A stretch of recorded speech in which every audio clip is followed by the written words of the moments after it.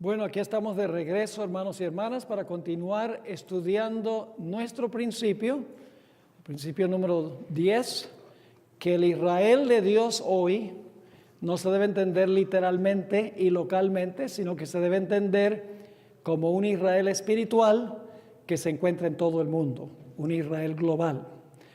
Ahora, en los próximos minutos que nos quedan durante esta sesión, vamos a estudiar el material que se encuentra en la página 243 del manual, de tomo 1 del manual, las 3 etapas en la historia de Israel.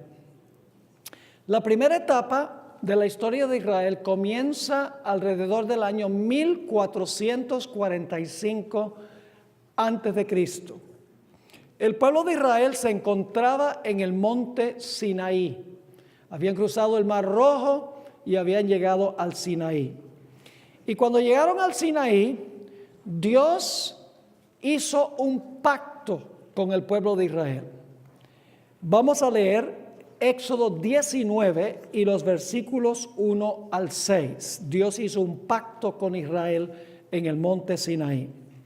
Dice allí, en Éxodo 19, 1, en el mes tercero de la salida de los hijos de Israel de la tierra de Egipto, en el mismo día llegaron al desierto de Sinaí. Habían salido de Refidim y llegaron al desierto de Sinaí y acamparon en el desierto, y acampó allí Israel delante del monte. Y Moisés subió a Dios. Fíjense que ahora Moisés sube al monte. Y Jehová lo llamó desde el monte diciendo: así dirás a la casa de Jacob y anunciarás a los hijos de Israel. Es decir, Dios le dice a Moisés: quiero que le impartas un mensaje al pueblo en mi nombre.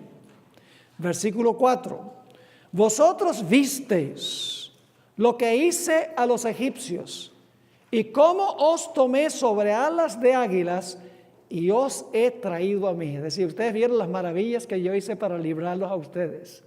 Yo los amo. Yo quiero que ustedes sean mi pueblo, pero había condición. Note lo que dice el versículo 5. Ahora pues, sí condicional, ¿verdad?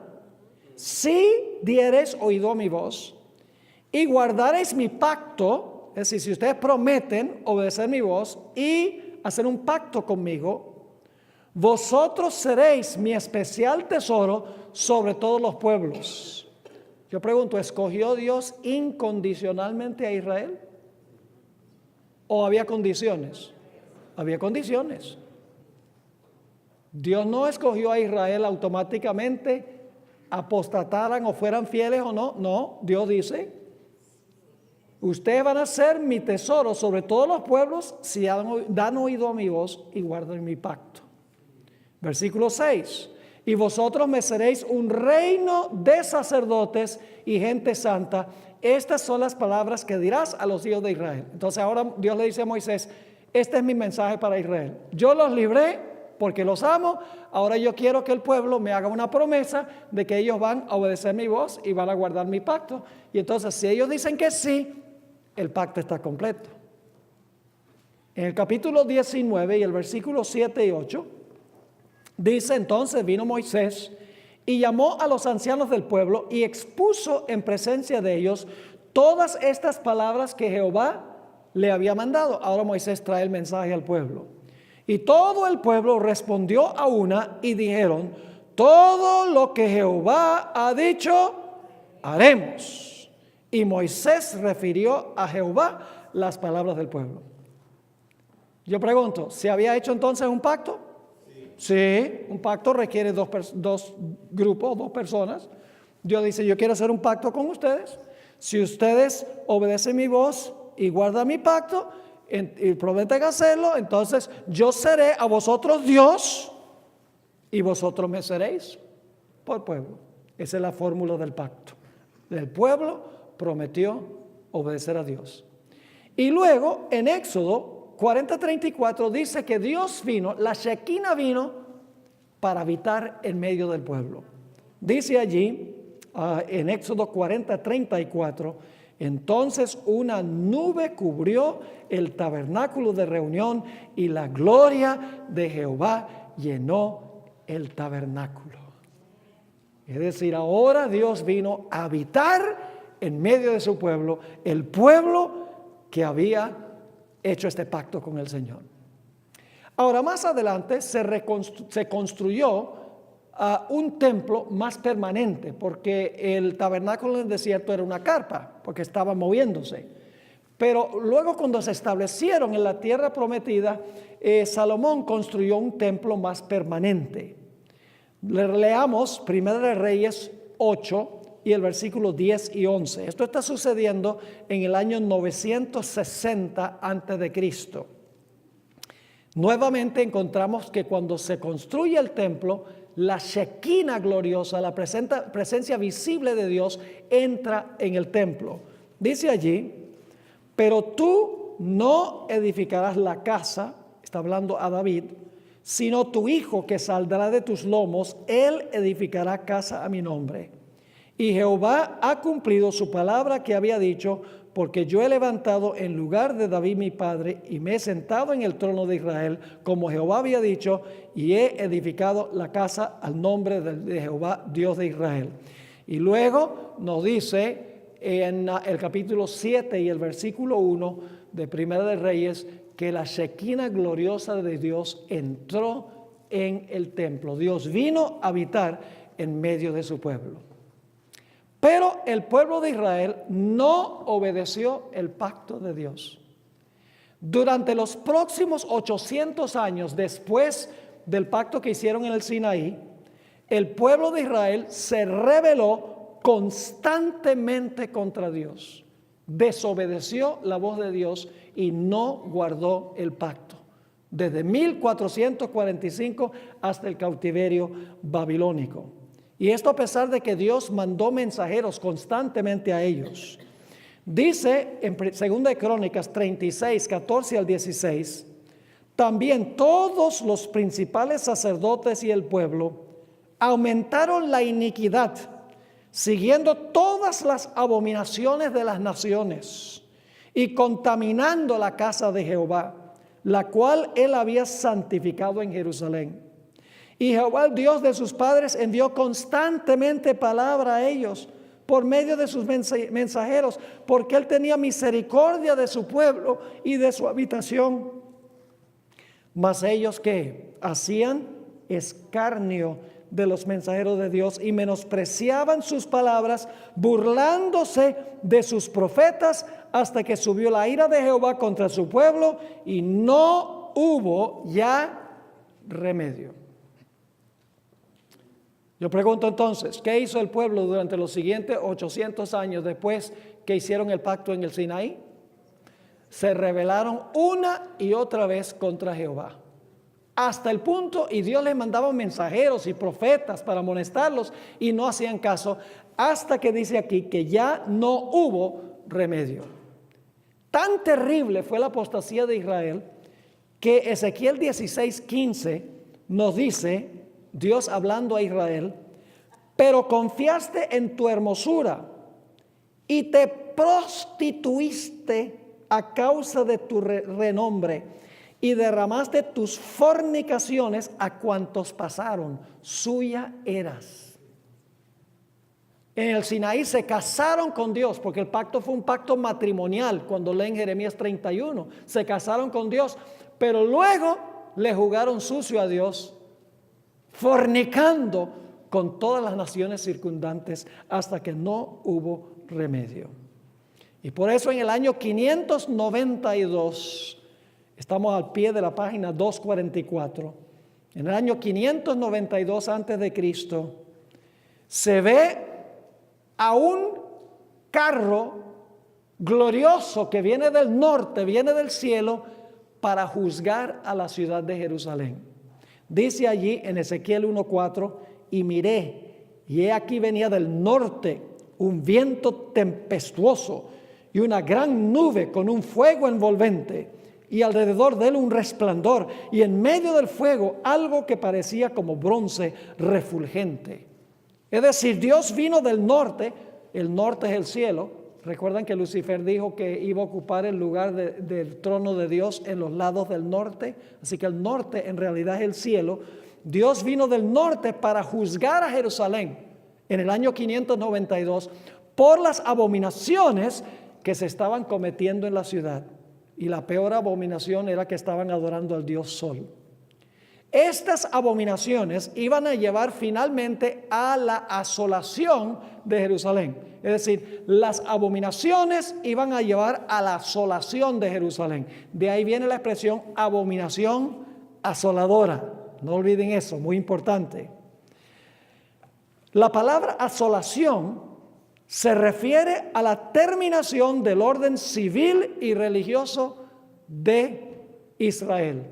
Y también la destrucción de la ciudad, del templo y sus muros. Es decir, por causa de sus fornicaciones, de sus abominaciones, Dios iba a asolar la ciudad, los muros, el templo, y el pueblo iba a ser llevado cautivo a Babilonia por sus pecados. La abominación llevó a la asolación. Y eso me hace pensar, haciendo un paréntesis, es interesante que la sierva de Dios, hablando de los Estados Unidos, dice que la apostasía nacional llevará finalmente a la ruina nacional. Eso pasó con Israel. La apostasía nacional, que es la abominación, las abominaciones, llevó a la asolación, es decir, llevó a la ruina nacional del pueblo de Israel. Así que Dios vino del norte al templo de Jerusalén para hacer una obra de juicio. No todos los que estaban en la ciudad eran apóstatas o estaban practicando las abominaciones. Por eso fue necesario hacer una separación entre los fieles y los infieles en este juicio. Por eso vino Dios del norte al templo de Jerusalén, para separar a los fieles de los infieles. Ese juicio se describe en Ezequiel 9, 1 al 6. Dice: clamó en mis oídos con gran voz diciendo: los verdugos de la ciudad han llegado, y cada uno trae en su mano su instrumento para destruir. Y he aquí que 6 varones venían del camino de la puerta de arriba que mira hacia el norte, y cada uno traía en su mano su instrumento para destruir. Estos son ángeles que vienen a destruir, desolar la ciudad por sus abominaciones. Y entre ellos había un varón vestido de lino, que no es más ni menos que Cristo Jesús, que viene ahora a juzgar a la ciudad, el cual traía a su cintura un tintero de escribano, y entrados se pararon junto al altar de bronce. Versículo 3: y la gloria del Dios de Israel se elevó de encima del querubín sobre el cual había estado al umbral de la casa. Y llamó Jehová al varón vestido de lino que tenía a su cintura el tintero de escribano, y le dijo: pasa por en medio de la ciudad, por en medio de Jerusalén, y ponles una señal en la frente a los que gimen y que claman a causa de todas las abominaciones que se hacen en medio de ella. Así que fíjense que los que estaban clamando y gimiendo, que no estaban practicando las abominaciones, se colocó una marca sobre ellos para que cuando la ciudad fuera destruida, su vida fuera preservada. Sigue diciendo en el versículo 5, después que se hace la obra de separación, y a los otros dijo, oyéndolo yo: pasad por la ciudad en pos de él, es decir, después que se hace la separación, y matad. No perdone vuestro ojo, ni tengáis misericordia. Matad a viejos, jóvenes y vírgenes, niños y mujeres, hasta que no quede ninguno. Pero a todo aquel sobre el cual hubiere señal, no os acercaréis, y comenzaréis desde mi santuario. Comenzaron pues desde los varones ancianos que estaban delante del templo. Es decir, Dios vino a juzgar, a hacer una obra de separación entre los fieles que no iban a ser destruidos cuando viniera Nabucodonosor contra la ciudad, y aquellos que estaban practicando las abominaciones que iban a ser destruidos cuando Nabucodonosor viniera a destruir la ciudad. Ahora, cuando terminó este juicio de separación, algo muy interesante sucedió. La Shekinah gloriosa que habitaba en el santuario se retiró del templo. Noten lo que dice Ezequiel 10:19. No olviden todos estos detalles porque vamos a volver a ellos en unos momentos. Toda esta historia parece académica, pero tiene gran importancia para entender este principio de quién es el Israel de Dios hoy. Ezequiel 10:19 dice: y alzando los querubines sus alas, se levantaron de la tierra delante de mis ojos. Cuando ellos salieron, también las ruedas se alzaron al lado de ellos. Es decir, el carruaje vino a juzgar y ahora se está retirando. Y se pararon a la entrada de la puerta oriental de la casa de Jehová. Y la gloria del Dios de Israel estaba por encima de ellos. Es decir, que se ha movido la Shekinah del lugar santísimo a donde se hizo el juicio, ahora se ha movido a la puerta del templo. ¿Y para qué? La gloria fue a la puerta oriental del templo, que era la entrada al templo. Muy sencillo. La gloria de Jehová iba a retirarse del templo. La presencia de Dios iba a retirarse de la ciudad. Y entonces, por causa de las abominaciones, iba a venir la asolación o la destrucción. Noten Ezequiel 11, 22 y 23, el momento en que finalmente la Shekinah se va de la puerta del templo y fíjense a dónde va. Dice allí en el capítulo 11, 22 y 23, después alzaron los querubines sus alas y las ruedas en pos de ellos, y la gloria del Dios de Israel estaba sobre ellos, y la gloria de Jehová, ¿qué hizo? Se elevó de en medio de la ciudad. Es decir, ¿qué va a hacer la gloria de Jehová ahora? La gloria de Jehová salió del lugar santísimo a la puerta oriental y ahora se eleva del medio de la ciudad. ¿Y a dónde va? Dice, se puso sobre el monte que está al oriente de la ciudad. ¿Cuál es el monte que queda al oriente de la ciudad de Jerusalén? El monte de los olivos. Es decir, ahora la gloria de Jehová se va del lugar santísimo, va a la puerta del templo, se levanta de la ciudad, se posa por un corto tiempo en el monte de los olivos, se retira finalmente al cielo de donde vino para hacer el juicio, y ahora la ciudad ha quedado desamparada y viene la destrucción. Esa destrucción se describe en 2 de Crónicas 36, 17 al 21. Estamos en la página 246, la parte de arriba de la página. Viene Nabucodonosor. La ciudad ha sido desamparada. Los únicos que ahora van a tener protección son ¿quiénes? Los que clamaban y gemían y fueron marcados para no ser destruidos. Dice allí en el versículo 17, por lo cual trajo contra ellos al rey de los caldeos, que mató a espada a sus jóvenes en la casa de su santuario, sin perdonar joven, ni doncella, anciano, ni decrépito. ¿Recuerdan lo que leímos en Ezequiel 9? Todos los entregó en sus manos. Asimismo, todos los utensilios de la casa de Dios, grandes y chicos, los tesoros de la casa de Jehová y los tesoros de la casa del rey y de sus príncipes, todo lo llevó a Babilonia. Y quemaron la casa de Dios y rompieron el muro de Jerusalén y consumieron a fuego todos sus palacios y destruyeron todos sus objetos deseables. Esta es la asolación. ¿Por qué vino la asolación? Por las abominaciones. ¿Perecieron todos? No, no perecieron los que habían sido juzgados para vida. Sigue diciendo en el versículo 20, los que escaparon de la espada fueron llevados cautivos a Babilonia y fueron siervos de él y de sus hijos.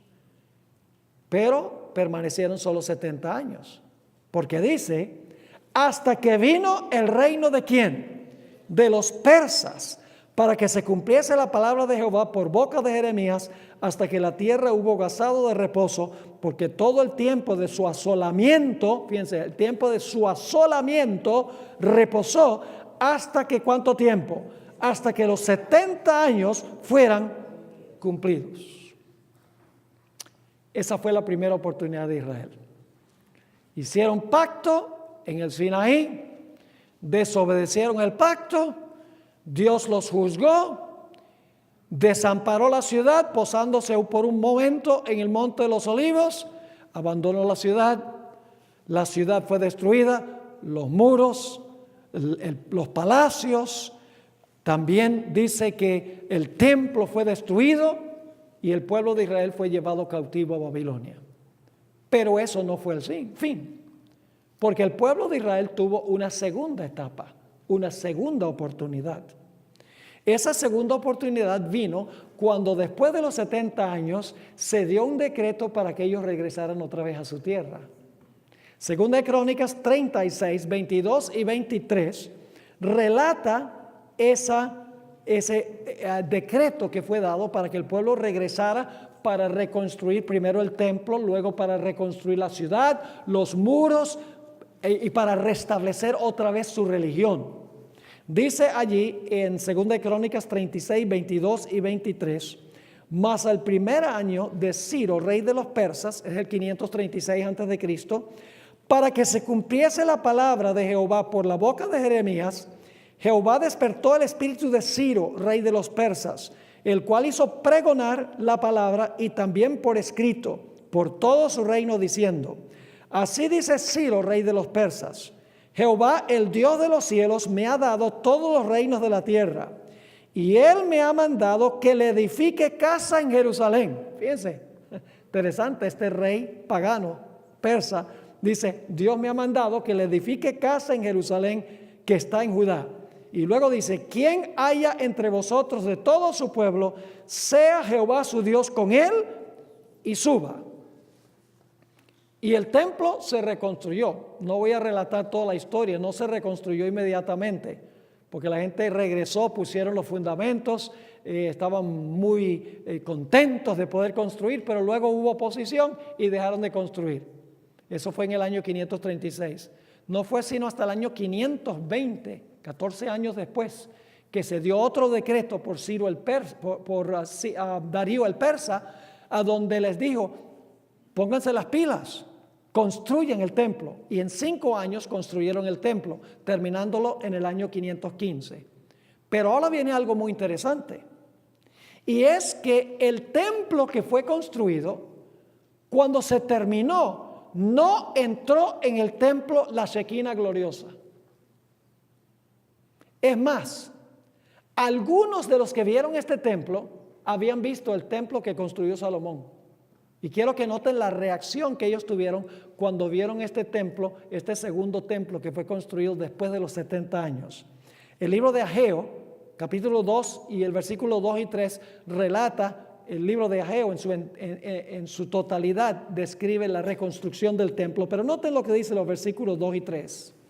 Habla ahora a Zorobabel, hijo de Salatiel, gobernador de Judá, y a Josué, hijo de Josadac, sumo sacerdote, y al resto del pueblo, diciendo: ¿quién ha quedado entre vosotros que haya visto esta casa en su gloria primera? ¿Y cómo la veis ahora? ¿No es ella como nada delante de vuestros ojos? Es decir, comparado con el primer templo, este templo no es nada. Este templo es feo. Bueno, no feo, pero muy inferior. Y luego Dios hace una promesa que hasta el día de hoy los judíos están tratando de entender. Ageo 2, versículos 6 al 9. Ageo 2, 6 al 9. Dice: porque así dice Jehová de los ejércitos: de aquí a poco yo haré temblar los cielos y la tierra, el mar y la tierra seca, y haré temblar a todas las naciones, y vendrá el deseado de todas las naciones. Algunas versiones traducen: vendrá el deseado de todas las gentes. ¿Quién es ese? Jesús. Y luego dice: llenaré de gloria esta casa, ese templo inferior, supuestamente. Ha dicho Jehová de los ejércitos: mía es la plata y mío el oro, dice Jehová de los ejércitos. Y luego hace esta promesa que los judíos nunca entendieron: la gloria postrera de esta casa será mayor que la primera, ha dicho Jehová de los ejércitos, y daré paz en este lugar, dice Jehová de los ejércitos. Pero ese templo nunca alcanzó la gloria que tenía el primer templo. Entonces, ¿será que no se cumplió esta profecía? Sí se cumplió. Ahora escuchen bien. Durante este periodo, cuando reconstruyeron el templo, Dios mandó muchos mensajeros al pueblo de Israel, como había hecho al principio. Les mandó a Ageo, les mandó a Zacarías, les mandó a Josué, el sumo sacerdote, Zorobabel, les mandó a Esdras, a Nehemías, Malaquías, y finalmente hasta Juan el Bautista les mandó para amonestarlos de que fueran fieles a Dios, pero no prestaron ninguna atención y por eso no estaban preparados para la llegada de Jesús.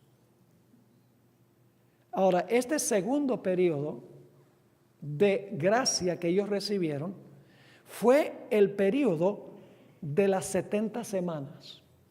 ¿Saben cuándo se restableció plenamente la teocracia judía? El templo se construyó y se terminó en el año 515, pero no significa que Israel comenzó a funcionar como nación. Todavía había que construir los muros, todavía había que restablecer su sistema de sacrificios, todavía tenía que reconstruirse la ciudad, etc. El decreto que se dio fue en el año 457 para edificar y restaurar a Jerusalén. Edificar significa edificar físicamente la ciudad, significa edificar sus muros, edificar las calles, edificar la ciudad, etc. Mientras que la palabra edificar y restaurar, restaurar significa restablecer otra vez su orden civil y su orden religioso. Ese decreto se dio en el año 457, es decir, Dios le dio al pueblo judío una segunda oportunidad, 70 semanas. Le dijo, 70 semanas están determinadas sobre tu pueblo y sobre tu ciudad. Es una segunda oportunidad que le está dando Dios durante las 70 semanas. Mandándole todos estos mensajeros para ayudar a reconstruir el templo, a reconstruir los muros, a reconstruir la ciudad, para restablecer el orden civil, para restablecer el orden religioso. Y Dios les envió mensajeros, pero continuaron de la misma forma con su apostasía. Se termina la segunda etapa de oportunidad que Dios les da. Y ahora viene la tercera etapa, la tercera oportunidad que les concede Dios. La tercera oportunidad se las da Dios durante la última de las 70 semanas. La última de las 70 semanas es cuando Jesús viene a este mundo para andar entre los judíos y para enseñarles la verdad. Ustedes recuerdan que cuando se terminó de construir el segundo templo, los viejitos que habían visto el primer templo, dice, esta casa no es nada comparada con la primera casa, con la que construyó Salomón. Y se hizo la promesa, este templo, este segundo templo, sobrepasará en gloria el primer templo. ¿Cómo se cumplió eso? Vamos a Juan 1 y el versículo 14. Estamos en la página 247. Juan 1 y el versículo 14. Y aquel verbo fue hecho carne y habitó entre nosotros. Y vimos su ¿qué? Su gloria, gloria como del unigénito del Padre, lleno de gracia y de verdad. Yo pregunto, ¿quién caminó y enseñó en ese segundo templo? Jesús. Por eso es que la gloria del segundo templo fue mayor que la gloria del primer templo. Y saben, los judíos siempre estaban hablando de la gloria del templo que construyó Salomón. Y dicho sea de paso, no debemos llamarlo el templo de Salomón, era el templo de Jehová construido por Salomón. Y tampoco debemos hablar del arca de Noé, porque fue el arca de Dios construida por Noé. Y tampoco debemos hablar de la escalera de Jacob, porque era la escalera de Jehová que Dios le mostró a Jacob.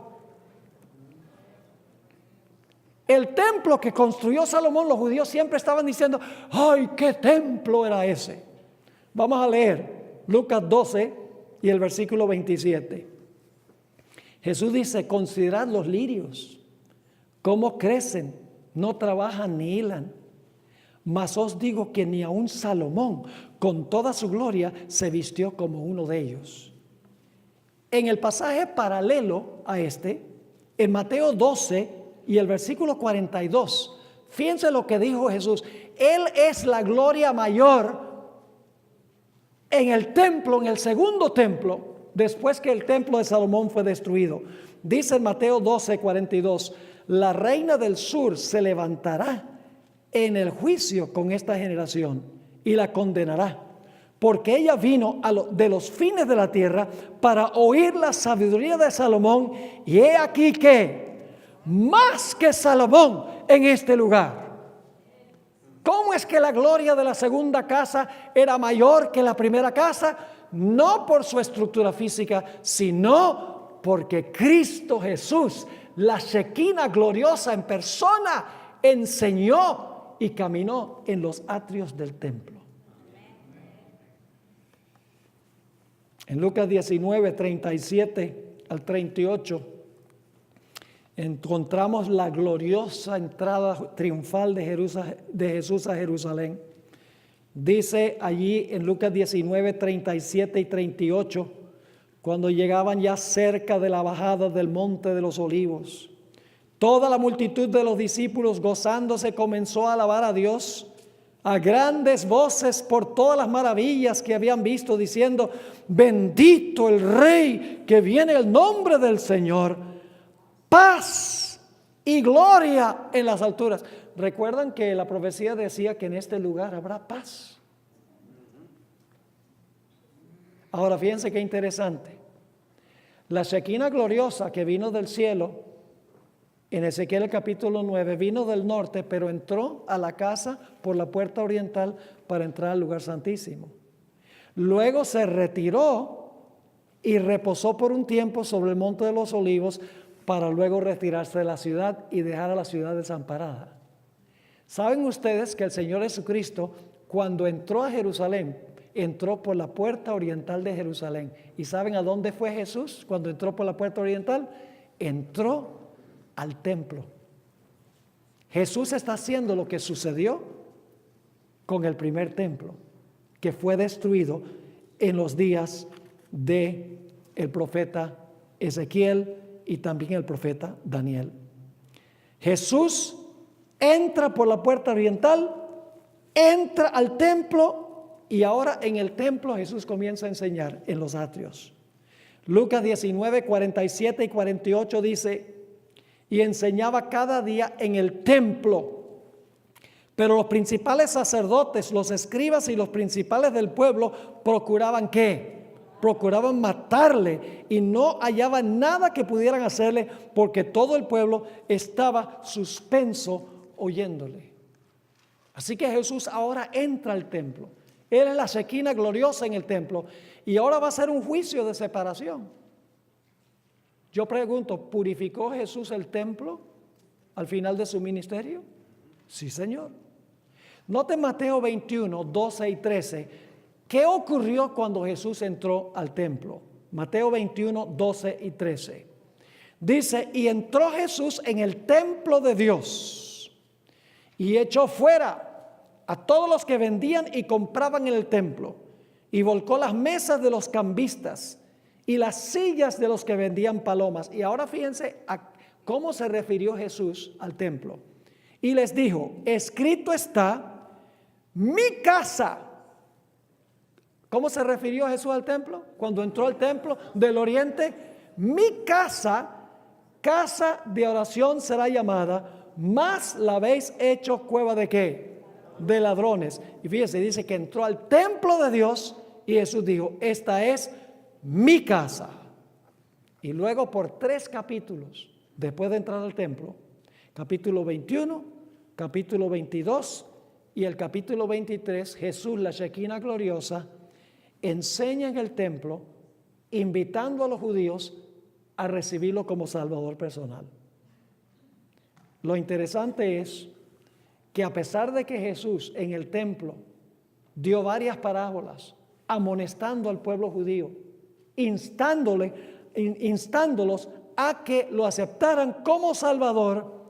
Ellos lo rechazaron, como en los días de Ezequiel el pueblo había rechazado el mensaje de Dios. Ustedes conocen la parábola de la higuera. Hay todo un material en el manual sobre la higuera. Juan el Bautista, cuando él predicó, él dijo: el hacha está puesta a la raíz de los árboles, y cualquier árbol que no produzca ¿qué? Fruto es cortado y echado en el fuego. Ese árbol del cual él hablaba era la nación judía. Aunque no dice que es una higuera, cuando comparamos todo lo que dicen los evangelios, sabemos que ese árbol al cual se refirió Juan el Bautista era una higuera. 2 años y medio después que Jesús había comenzado su ministerio, dio una parábola que se encuentra en Lucas el capítulo 13. Y en esa parábola, él contó que Dios dijo: yo he venido a esta higuera por 3 años y no he conseguido ni un solo fruto en esta higuera. Y lo interesante es la cronología, porque para el tiempo en que Jesús contó esa parábola, habían pasado 2 años y medio de su ministerio, pero Juan el Bautista ya había predicado 6 meses. Es decir, que cuando Jesús contó la parábola, desde que predicó Juan habían pasado 3 años.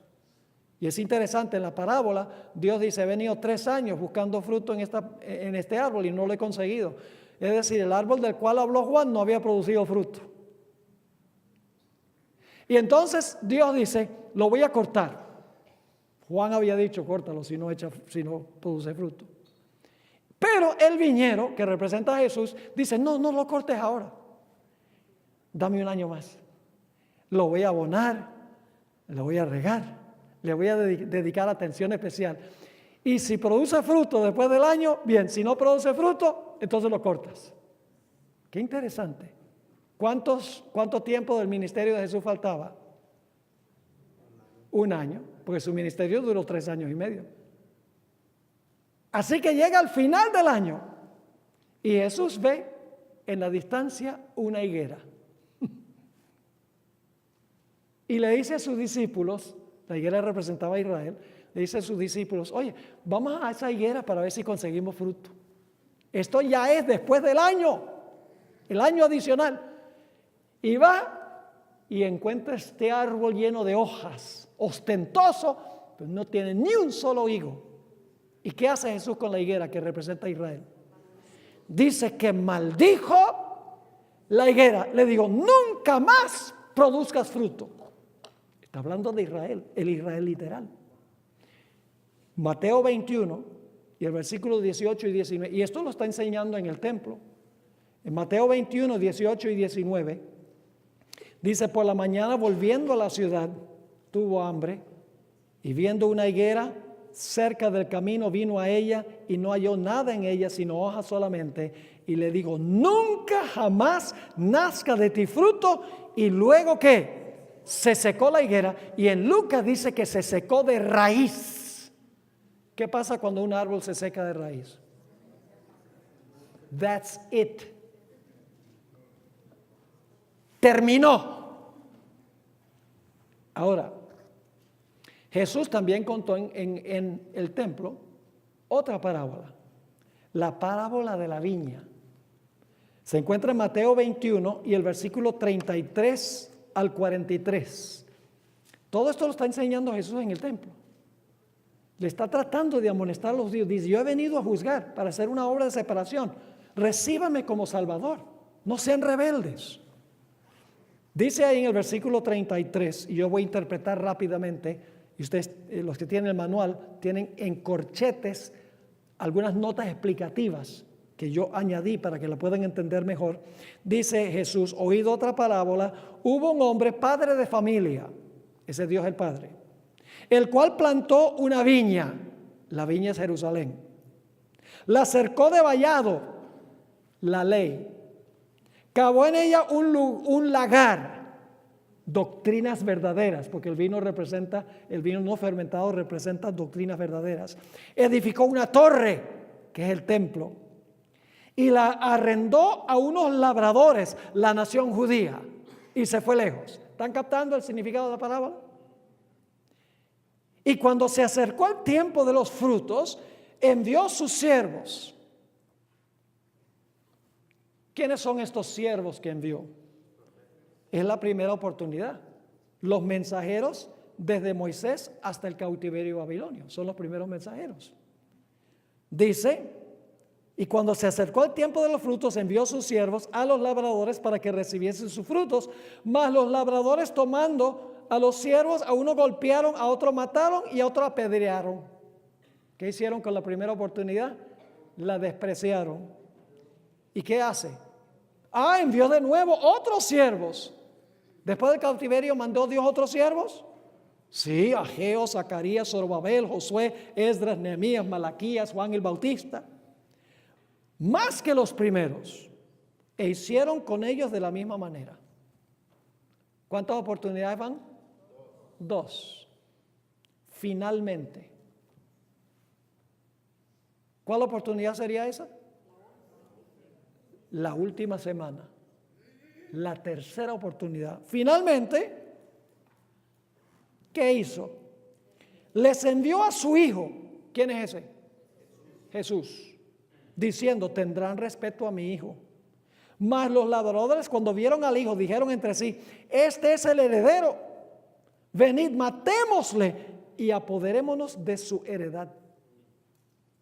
Y tomándole, le echaron fuera de la viña. Jesús murió fuera de Jerusalén, ¿sí o no? Le echaron fuera de la viña y le mataron. Y ahora Jesús hace la pregunta. Ellos no han caído en cuenta de que está hablando de ellos. Cuando venga pues el Señor de la viña, ¿qué hará con aquellos labradores que tuvieron esta última oportunidad y mataron al hijo? Le dijeron, a los malos destruirá sin misericordia. Fíjense, ¿los destruirá cómo? Sin misericordia. Quiere decir que la gracia se cerró. Y arrendará su viña a otros labradores. ¿Quiénes son los otros labradores? Los gentiles, que le paguen el fruto a su tiempo. Jesús le dijo, ¿nunca leísteis en las Escrituras la piedra que desecharon los edificadores ha venido a ser cabeza del ángulo? El Señor ha hecho esto y es cosa maravillosa en nuestros ojos. Por tanto os digo que el reino de Dios será quitado de vosotros, es decir, de la nación judía como teocracia, y será dado ¿a quién? A gente, es la palabra etne, que se traduce gentiles en el Nuevo Testamento, y dado a gente que produce ¿qué? Los frutos de él. ¿Están captando lo que Jesús está haciendo aquí? Y luego el Señor Jesucristo concluye su enseñanza en el templo pronunciando ayes sobre los escribas y fariseos. Se encuentra en Mateo 23, versículo 29 al 33. Ay de vosotros, escribas y fariseos hipócritas, porque edificáis los sepulcros de los profetas y adornáis los monumentos de los justos.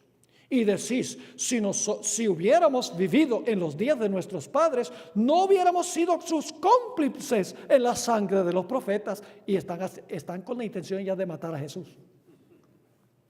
Así que dais testimonio contra vosotros mismos de que sois hijos de aquellos que mataron a los profetas.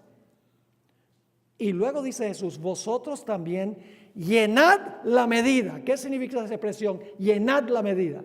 La copa que de su iniquidad se llenó.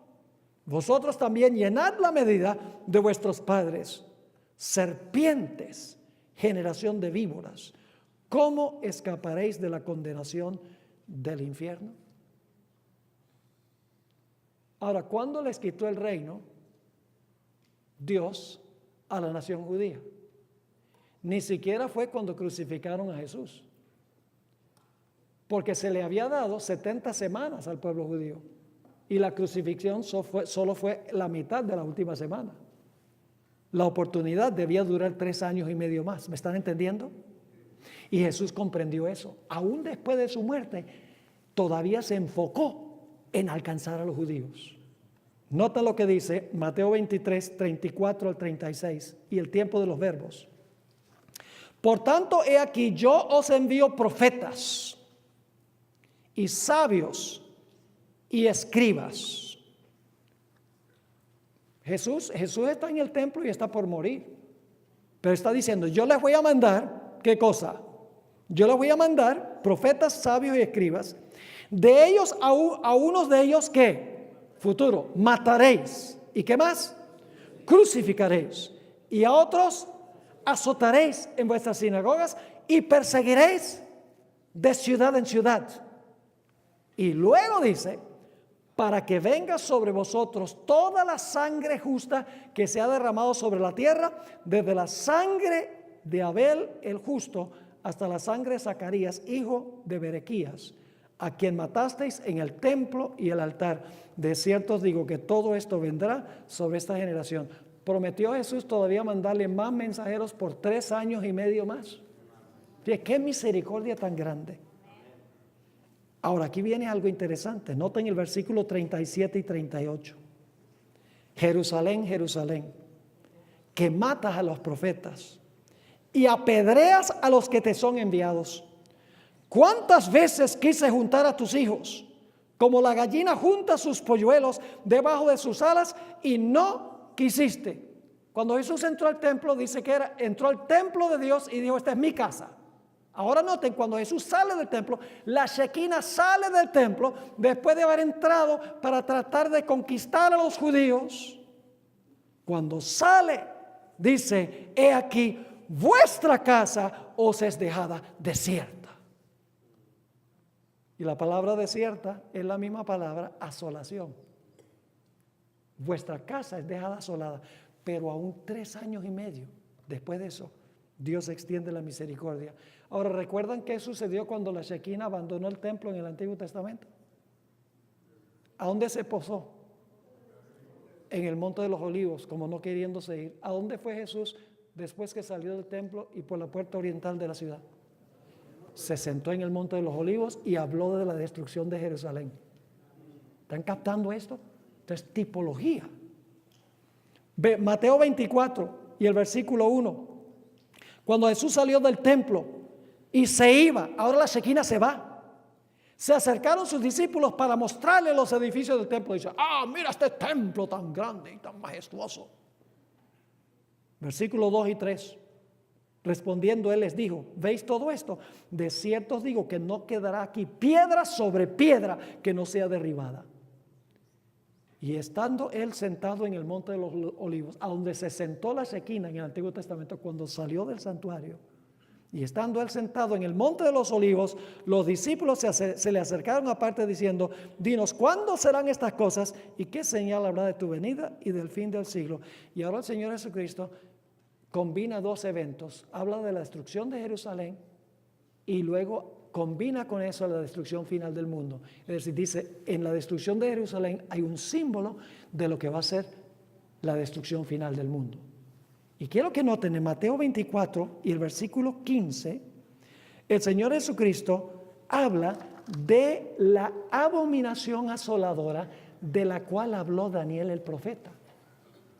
Si ustedes van a la profecía de Daniel 9, muy interesante, dice que al final de las 70 semanas iba a venir a ejércitos para destruir a Jerusalén por segunda vez. Es decir, ya se estaba diciendo que el pueblo de Israel iba a rechazar el último llamado. E iban a venir ejércitos para destruir otra vez la ciudad por haber rechazado a Jesús. Dice en Mateo 24:15, Jesús está hablando, por tanto cuando veáis en el lugar santo la abominación desoladora. ¿Recuerdan eso en el Antiguo Testamento? Las abominaciones llevaron a la desolación. Ahora el pueblo judío también está practicando abominaciones que va a llevar a la desolación de la ciudad. Jesús dice, cuando veáis en el lugar santo la abominación asoladora de que habló Daniel el profeta, Daniel 9, la conclusión de las 70 semanas, el año 34, dice que los fieles debían ¿qué? Huir para no perecer en la destrucción. Yo pregunto, ¿hubo un proceso de marcar a los fieles antes de la primera destrucción de Jerusalén? ¿Se marcó a los fieles antes de la segunda destrucción de Jerusalén? Sí. Cuando ellos vieron la señal, ¿qué hicieron? Huyeron y salvaron su vida. Lucas 21 nos explica qué es la abominación asoladora. Mateo dice, cuando vean la abominación asoladora, pero Lucas explica qué es eso. Dice en Lucas 21:20, pero cuando viereis a Jerusalén rodeada ¿de qué? De ejércitos, sabed entonces que su destrucción ha llegado. ¿Están captando el cuadro? Y luego en Lucas 19, 41 al 44, Jesús, cuando está descendiendo por la cuesta del Monte de los Olivos para entrar a la ciudad, dice: y cuando llegó cerca de la ciudad, al verla, lloró sobre ella, diciendo: oh, si también tú conocieses, a lo menos en este tu día, lo que es para tu paz, mas ahora está encubierto de tus ojos. Porque vendrán días sobre ti, cuando tus enemigos te rodearán con vallado. Está hablando sobre la destrucción de Jerusalén por los romanos, como sucedió con Jerusalén con Nabucodonosor. Yo no sé si ustedes me están siguiendo. Es una repetición de lo que sucedió. 3 llamados. Y cuando rechazaron al Hijo, no había más oportunidad. ¿Qué más podía hacer Dios para la nación judía? Podía salvar individuos de la nación que aceptaran a Jesús, pero la nación, como teocracia, concluyó su función. Sigue diciendo aquí, versículo 43, porque vendrán días sobre ti cuando tus enemigos te rodearán con vallado y te sitiarán, y por todas partes te estrecharán y te derribarán a tierra y a tus hijos dentro de ti, y no dejarán en ti piedra sobre piedra. Y luego da la razón: porque no conociste el tiempo de tu visitación. ¿Tiene Dios otro plan para la nación de Israel? ¿Dios tiene un plan para el Israel literal después del rapto de la iglesia? El plan de Dios para la nación de Israel terminó. Ahora, no significa que después de esto individuos judíos no se podían salvar, porque Saulo de Tarso se salvó después del año 34. Individuos judíos se podían salvar, pero la teocracia judía concluyó. Ya no es la nación escogida de Dios. El Israel de Dios hoy son donde hay 2 o 3 reunidos en el nombre de Jesús. Si sois de Cristo, simiente de Abraham sois. Son los que han sido circuncidados en su corazón. Quiere decir que la guerra final no es los árabes contra los judíos, sino los que en verdad se han entregado a Cristo versus los que profesan haberse entregado y no lo han hecho en verdad. Entonces, ¿cuáles son las 3 etapas de Israel? Primera etapa, se hace el pacto en el monte Sinaí. El pueblo se rebela contra Dios. Así que Dios los lleva al cautiverio babilónico. Pero las 70 semanas Dios dice: les voy a dar una segunda oportunidad. Les voy a dar 490 años para tu pueblo y tu ciudad, le dice Dios. Les voy a dar la oportunidad otra vez. Y les manda profetas y mensajeros. Hacen lo mismo que hicieron con la primera oportunidad, la desperdician. Así que Dios dice: voy a mandarle a la nación mi propio hijo. La tercera oportunidad, la última de las 70 semanas. Y van a respetar a mi hijo. Pero ¿qué va? En vez de respetarlo, lo echaron de Jerusalén y lo crucificaron. La casa de ellos quedó desierta. Ahora, ¿cuál es el evento que concluye las 70 semanas? Le dio Dios al pueblo judío aún 3 años y medio más después de decir: vuestra casa es dejada desierta. Oiga, ¿qué les da 3 años y medio más? Porque tenía que darle 70 semanas. Cuando murió, solo eran 69 y media. ¿Qué evento marca la terminación de la gracia para la nación judía? El apedreamiento de Esteban. Ahora escuchen bien. Casi nunca se estudia el asunto del apedreamiento de Esteban. Sencillamente decimos: cuando apedrearon a Esteban, ahí fue que se cerró la gracia para la nación judía. Pero son pocos los que estudian la evidencia para comprobar que fue ese evento lo que cerró la gracia para la nación judía. Hay múltiples razones que vamos a estudiar en nuestro próximo tema, por las cuales queda claro bíblicamente que cuando se apedreó a Esteban, Se terminaron los 3 años y medio adicionales de las 70 semanas. Concluyeron las 70 semanas y ya la gracia terminó para la teocracia judía. Y ahora Dios no tiene una nación especial. Su nación son todos aquellos que se han entregado a Cristo como Salvador y como Señor, y que proclaman su mensaje al mundo, cuyos corazones han sido circuncidados, que han tenido una vida transformada por el Espíritu de Dios. Quiero leerles para terminar una cita que encontramos en el Conflicto de los Siglos. La sierva de Dios dice: el gran pecado de los judíos consistió en que rechazaron a Cristo. ¿Cuál fue el gran pecado de los judíos? Rechazaron a Cristo. Ahora, ¿cuál va a ser el gran pecado del mundo cristiano al final de la historia?